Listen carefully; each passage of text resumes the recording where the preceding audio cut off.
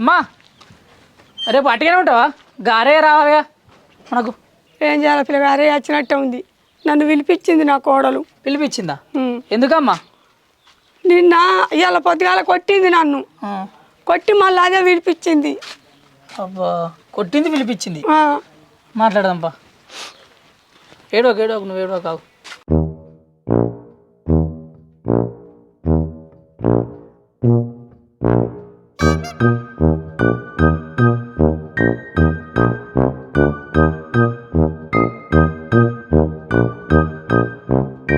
అత్తమ్మ ఏమైంది? గట్టుపోయి కూర్చోబడితే ఇక్కడ వచ్చి కూర్చో.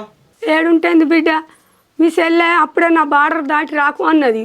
అంత షర్తున్నప్పుడు చిన్న కోడలా కిట్లకెళ్ళి వస్తేమో మరి నా కిట్లకెళ్ళి వచ్చి ఆడేందుకు కూర్చున్నావు? గిట్లనే కుక్క బెదిరించి చెప్పెత్తుకపోయినట్టు గిట్లనే బెదిరించుకుంటుంటావు నువ్వు. చూడు మీ సెల్లె నీ ముందటిని ఎట్లా మాట్లాడుతుందో. కుక్క బెదిరించి చెప్పెత్తుకపోయినట్ట నా బతుకు. ఇంకా నువ్వు లేకముందే అన్ని మాట్లాడేది నీకేం తెలుసు?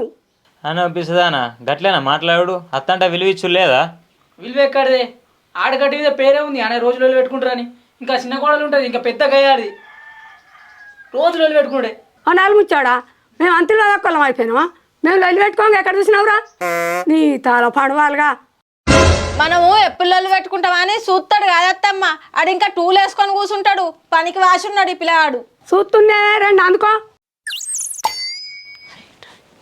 కరుణాకర్ నాకు గింతంత మాట్లాడినందుకే అత్తవాడోళ్ళు ఇద్దరు ఒకటైర్రు. ఇంకా మనం గిట్ల ఏమైనా చెప్పినామనుకో మన పుత్తలు తెంపుతారు ఇద్దరు కలిసి. ఎవరు అడిగినా సపరేట్ ఉన్నాం.